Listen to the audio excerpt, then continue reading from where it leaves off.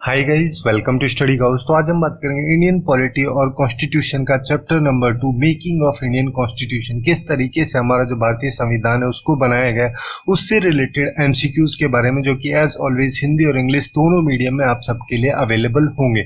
और इसके जो बाकी सेगमेंट्स हैं उनका लिंक आपको नीचे डिस्क्रिप्शन में मिल जाएगा, आप लोग वहां से जाके चेकआउट कर सकते हैं। और अगर आपको ये वीडियो यूजफुल लगे then do like, share and subscribe to study house. Okay, so let's start. तो फर्स्ट क्वेश्चन से स्टार्ट करते हैं, जिसमें बेसिकली यहाँ पे 3 स्टेटमेंट दिए गए हैं और इन तीनों में से हमें करेक्ट स्टेटमेंट चूज करना है। जिसमें पहला स्टेटमेंट ये बोल रहा है कि जो कॉन्स्टिट्यूएंट असेंबली थी उसके द्वारा नेशनल फ्लैग को, जो राष्ट्र ध्वज हमारा है, उसको 22 जुलाई 1947 को अडॉप्ट किया गया था। सेकेंड स्टेटमेंट में यहाँ पे बोला जा रहा है कि जो कॉन्स्टिट्यूएंट असेंबली थी उसके द्वारा जो नेशनल एंथम थी उसको 26 जनवरी 1950 को अडॉप्ट किया गया था। थर्ड स्टेटमेंट यहाँ पे बोल रहा है कि 24 जनवरी 1950 को जो कॉन्स्टिट्यूएंट असेंबली थी उसका फाइनल सेशन या लास्ट सेशन उसका हुआ था। तो जो कॉन्स्टिट्यूएंट असेंबली थी उसके द्वारा कई सारे यहाँ पे एक्शंस लिए गए थे, जैसे कि इंडिया की जो मेंबरशिप थी कॉमनवेल्थ में उसको भी रेटिफाई किया गया था, वो किया गया था 1949 में। उसके अलावा जो हमारा नेशनल फ्लैग उसको अडॉप्ट किया गया था 22 जुलाई 1947 को, जो हमारी कॉन्स्टिट्यूएंट असेंबली या फिर जिसको संविधान सभा बोलते हैं उसके द्वारा नेशनल एंथम या फिर नेशनल सॉन्ग जो है उन दोनों को अडॉप्ट किया गया था 24 जनवरी 1950 को, ना कि 26 जनवरी 1950 को। तो सेकंड स्टेटमेंट हमारा यहाँ पे गलत हो जाएगा, फर्स्ट यहाँ पे सही है। तो थर्ड स्टेटमेंट की बात करें तो थर्ड स्टेटमेंट में बेसिकली जो असेंबली थी उसके लिए डॉक्टर राजेंद्र प्रसाद जो थे उनको फर्स्ट प्रेसिडेंट ऑफ इंडिया के रूप में यहाँ पे इलेक्ट किया गया था 24 जनवरी 1950 को। 24 जनवरी 1950 को ही कॉन्स्टिट्यूएंट असेंबली जो थी उसका फाइनल सेशन होता है। तो यहाँ पे जो इसके स्टेटमेंट है इसमें फर्स्ट सही है, थर्ड सही है, बट सेकंड गलत है। So our correct answer will be C. अब नेक्स्ट क्वेश्चन की बात करते हैं। नेक्स्ट क्वेश्चन में यहाँ पे पूछा गया कि जो हमारा इंडियन कॉन्स्टिट्यूशन है जिसकी हैंड रिटन कॉपी, मतलब कि मेन कॉपी जो है, उनको किसके द्वारा, किस इंडियन आर्टिस्ट के द्वारा डेकोरेट किया गया है या फिर उसको सजाया गया, इस तरीके से हम बोल सकते हैं। तो ये किया गया था नंदलाल बोस के द्वारा। नंदलाल बोस जिनका जन्म 1882 में 1882 में हुआ था, उनकी डेथ 1966 में हुआ था। वो बेसिकली जो मॉडर्न इंडियन आर्ट थी उसके एक पायनियर उनको कंसिडर किया जाता है और उनके द्वारा ही यहाँ पे बेसिकली जो नंदलाल बोस थे उनको पंडित जवाहरलाल नेहरू के द्वारा अप्रोच किया गया था कि जो गवर्नमेंट ऑफ इंडिया उसके अवार्ड्स जैसे भारत रत्न, पद्मश्री और जो गवर्नमेंट ऑफ इंडिया का एम्बलम है उनका स्केच तैयार किया जाए। उसके बाद में जो इंडियन कॉन्स्टिट्यूशन था उसकी हैंड रिटन कॉपी को भी डेकोरेट करने का काम नंदलाल बोस को ही दिया गया था। तो यहाँ पे इस क्वेश्चन का जो करेक्ट आंसर है वो हो जाएगा बी। अब नेक्स्ट क्वेश्चन की बात करते हैं। नेक्स्ट क्वेश्चन में बेसिकली यहाँ पे बोला जा रहा है कि जो हमारी कॉन्स्टिट्यूएंट असेंबली संविधान सभा थी जब उसको गठन किया गया तो उसको बेसिकली जो कैबिनेट मिशन प्लान था उसके अंडर ही उसको गठन किया गया था। तो उसमें कुछ फीचर्स के बारे में यहाँ पे पूछा गया है, जैसे 2 स्टेटमेंट यहाँ पे दिया गया। पहला स्टेटमेंट दिया गया है कि हर मिलियन पॉपुलेशन के लिए 1 सीट को अलॉट किया गया था। सेकंड यहाँ पे बोला गया कि जो प्रिंसली स्टेट्स थे उनके रिप्रेजेंटेटिव्स को नॉमिनेट किया जाता था जो प्रिंसली स्टेट के हेड होते थे उनके द्वारा। तो इनमें से हमें करेक्ट स्टेटमेंट चूज करना है। तो कॉन्स्टिट्यूएंट असेंबली को जब इनिशियली यहाँ पे कैबिनेट मिशन प्लान के द्वारा अप्रूवल दिया गया था तो उस टाइम पे इसकी जो टोटल स्ट्रेंथ थी वो थी 389 थी, जिसमें से 296 ब्रिटिश इंडिया के थे और 93 जो थे वो प्रिंसली स्टेट के मेंबर्स उसमें होते थे। अब इन 296 में से 292 जो कि 11 या फिर 11 जो गवर्नर्स प्रोविंस थे, जैसे मद्रास, बॉम्बे, यूपी, बिहार, उड़ीसा, पंजाब, इन सब एरियाज से थे। 4 बेसिकली जो 4 चीफ कमिश्नर प्रोविंस थे, जैसे दिल्ली, अजमेर और कुर्ग, इन सब एरिया से थे। तो यहाँ पे जो जनरली जो सीट्स का अलॉटमेंट किया गया था ये रफली ऐसे किया गया था कि 1 मिलियन पॉपुलेशन के लिए रफली 1 सीट अलॉट की गई थी। तो बेसिकली हमारा जो फर्स्ट स्टेटमेंट है वो हमारा यहाँ पे सही हो जाएगा। और जो ब्रिटिश प्रोविंसेस में जो सीट थी उनको जैसे मुस्लिम हो गए, सिख हो गए, जनरल हो गए, यहाँ पे जो जनरल है इसमें से मुस्लिम, सिख वगैरह को एक्सक्लूड करके इस तरीके से जो सीट्स थी उनको डिवाइड किया गया था। और जो प्रिंसली स्टेट्स जो रिप्रेजेंटेटिव थे उन सबको, जो प्रिंसली स्टेट्स के हेड थे उनके द्वारा ही नॉमिनेट किया जाता था। तो यहाँ पे बेसिकली दोनों स्टेटमेंट सही है, so our correct answer will be C. अब नेक्स्ट क्वेश्चन की बात करते हैं। नेक्स्ट क्वेश्चन में यहाँ पे कुछ मैच दिए गए, उनमें से हमें देखना है कि करेक्टली कौन सा पेयर मैच है और कौन सा पेयर मैच नहीं है। तो जैसे कि यहाँ पे पहला दिया गया स्टीयरिंग कमेटी, उसके यहाँ पे प्रेसिडेंट के बारे में बोला गया कि इनके द्वारा उसको हेड किया जाए डॉक्टर राजेंद्र प्रसाद। सेकंड यहाँ पे दिया गया provincial constitutional committee Sardar Patel. Third दिया गया drafting committee doctor B R Ambedkar. और फोर्थ दिया गया rules of procedure committee Pandit Jawaharlal Nehru. तो यहाँ पे कई सारी कमेटीज थी, एक तो बड़ी बड़ी कमेटीज थी, फिर उनकी सब कमेटीज भी होती थी, उन सबको डिफरेंट डिफरेंट लोगों के द्वारा हेड किया जाता था। जैसे कि डॉक्टर राजेंद्र प्रसाद की अगर हम बात करें तो उनके द्वारा स्टीयरिंग कमेटी या फिर जिसको संचालन समिति बोलते हैं उसको हेड किया जाता था। और रूल ऑफ प्रोसीजर कमेटी या प्रक्रिया समिति के नियम जो है इसको भी जो डॉक्टर राजेंद्र प्रसाद थे उनके द्वारा ही हेड किया जाता था। उसके अलावा एक और कमेटी होती थी जिसको कि ad hoc committee on the national flag बोलते थे, उसको भी डॉक्टर राजेंद्र प्रसाद के द्वारा ही हेड किया जाता था। तीन मेन कमेटी थी जिनको डॉक्टर राजेंद्र प्रसाद के द्वारा हेड किया जाता था।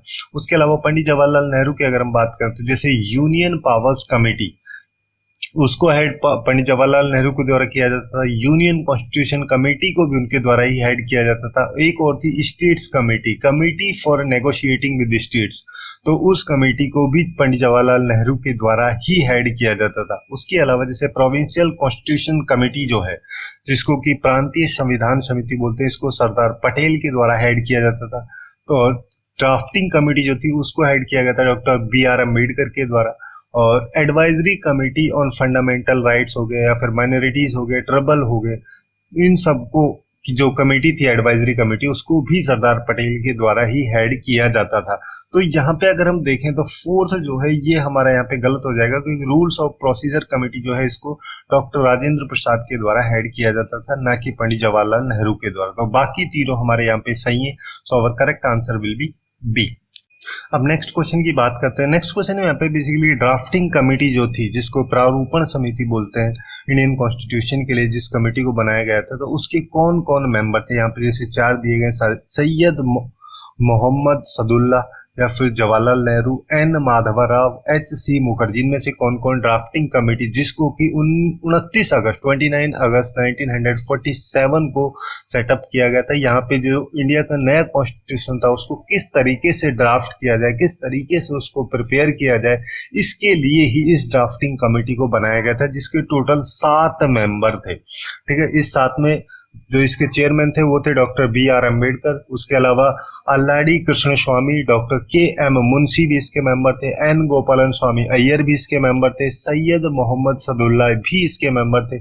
उसके अलावा 2 और मेंबर थे, एक थे एन माधवराव। इनके द्वारा बेसिकली जो बी एल मेटर थे उनको रिप्लेस किया गया था, क्योंकि उनकी हेल्थ की सिचुएशन ठीक नहीं थी, इस वजह से उनके द्वारा रिजाइन कर दिया जाता है। उसके बाद में एन माधवराव के द्वारा यहाँ पे इसको ज्वाइन किया जाता है। उसके अलावा एक और थे टी टी कृष्णमाचारी, उनके द्वारा भी जो डी पी कहीटन थे जिनकी डेथ हो जाती है 1945 में, उनकी जगह पे टी टी कृष्णमाचारी को रखा गया था। तो इस तरीके से टोटल इसके 7 मेंबर थे। तो यहाँ पे अगर हम देखें तो इसके मेंबर्स में जो सैयद मोहम्मद सदुल्ला है ये इसके मेंबर थे, और उसके अलावा एन माधवराव भी मेंबर थे, बट जो पंडित जवाहरलाल नेहरू और एच सी मुखर्जी जो थे ये दोनों इसके मेंबर नहीं थे। तो यहाँ पे हमारा जो करेक्ट आंसर होगा वो हो जाएगा ए।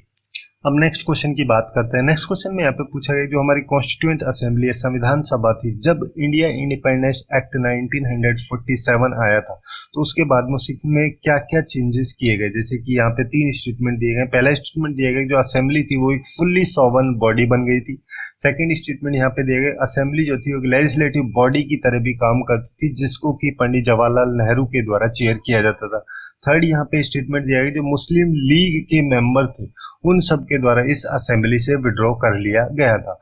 तो ये जो असेंबली थी ये बेसिकली एक फुल्ली सॉवरन, जो हमारी कॉन्स्टिट्यूएंट असेंबली संविधान सभा थी वो एक फुल्ली सॉवरन बॉडी बनी, जिससे कि इंडिया का जो खुद का कॉन्स्टिट्यूशन है उसको बनाया जा सके। उसके अलावा जैसे ब्रिटिश पार्लियामेंट के द्वारा जो भी इंडिया पे लॉज वगैरह बनाए गए उन सबको रिमूव किया जा सके, अल्टर किया जा सके, कोई भी चेंजेस इंडिया के रिलेशन में ब्रिटिश पार्लियामेंट के द्वारा जो लॉ बनाए गए उन सब में किया जा सके। इस वजह से इस असेंबली को एक सॉवरन बॉडी बनाया गया था। उसके अलावा एक लेजिस्लेटिव बॉडी भी थी, जिससे कि जो इंडिया का फ्री इंडिया का जो कॉन्स्टिट्यूशन था उसको बनाया जा सके। उसके अलावा जैसे ऑर्डिनरी लॉज की जो भी रिक्वायरमेंट होती है कंट्री में, उन सब को भी लागू किया जा सके। और जब भी ये असेंबली मिलती थी, जब ये असेंबली कॉन्स्टिट्यूएंट असेंबली संविधान सभा के रूप में मिलती थी, तो इसको डॉक्टर राजेंद्र प्रसाद के द्वारा चेयर किया जाता था। बट जब ये लेजिस्लेटिव बॉडी के रूप में मिलती थी, तो इसको चेयर किया जाता था जी.वी. मालवांकर के द्वारा।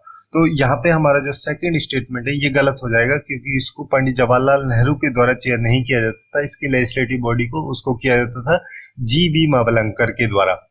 और थर्ड स्टेटमेंट हमारा यहाँ पे सही है, क्योंकि मुस्लिम, जब इंडिया और पाकिस्तान का पार्टीशन हुआ था, तो जो मुस्लिम लीग के मेंबर्स थे, मतलब कि जो बेसिकली पाकिस्तान वाले मेंबर्स थे, उन सब के द्वारा जो कॉन्स्टिट्यूएंट असेंबली थी उसके मेंबर्स से विड्रॉ कर लिया गया था। तो सेकंड स्टेटमेंट हमारे यहाँ पे गलत है और फर्स्ट एंड थर्ड सही है। So our correct answer will be C.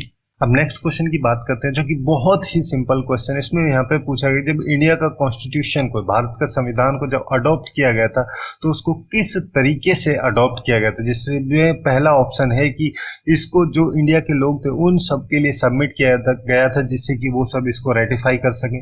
Second यहाँ पे बोला गया था इसको जो गवर्नर जनरल थे उनकी एसेंट के लिए, उनकी स्वीकृति के लिए सबमिट किया गया था। थर्ड स्टेटमेंट यहाँ पे ये बोल रहा है कि इस जो हमारा कॉन्स्टिट्यूशन था इसको अडॉप्ट जब किया गया था, जब इसको इंटरिम गवर्नमेंट जो थी उसके द्वारा अप्रूवल मिल गया था।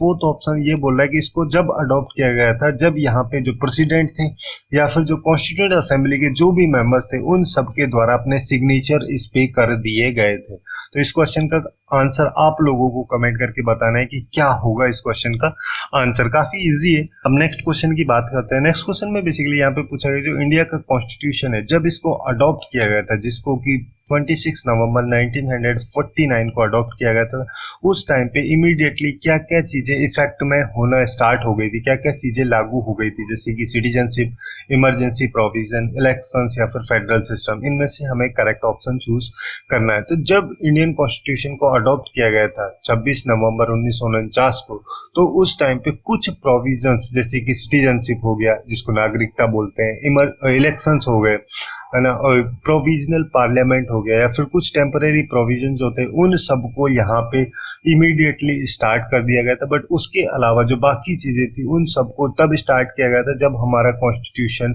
लागू होता है। लागू हुआ था 26 जनवरी 1950 को, तब जाके जैसे फंडामेंटल राइट, डीपीएसपी वगैरह उन सबको लाया गया था। तो यहाँ पे जो सिटीजनशिप है वो इमीडिएटली स्टार्ट हो गई थी, इलेक्शंस इमीडिएटली स्टार्ट हो गए थे, इमरजेंसी प्रोविजन नहीं हुआ था और फेडरल सिस्टम भी नहीं हुआ था। तो इस तरीके से यहाँ पे इस क्वेश्चन का जो करेक्ट आंसर है वो होगा डी। अब नेक्स्ट एंड लास्ट क्वेश्चन की बात करते हैं सेगमेंट का, जिसमें बेसिकली पूछा गया इंडियन कॉन्स्टिट्यूशन जो था जब उसको कॉन्स्टिट्यूएंट असेंबली के संविधान सभा के जो मेंबर्स थे उन सबके द्वारा साइन किया गया था, जो कि 21 जनवरी 1950 को किया गया था।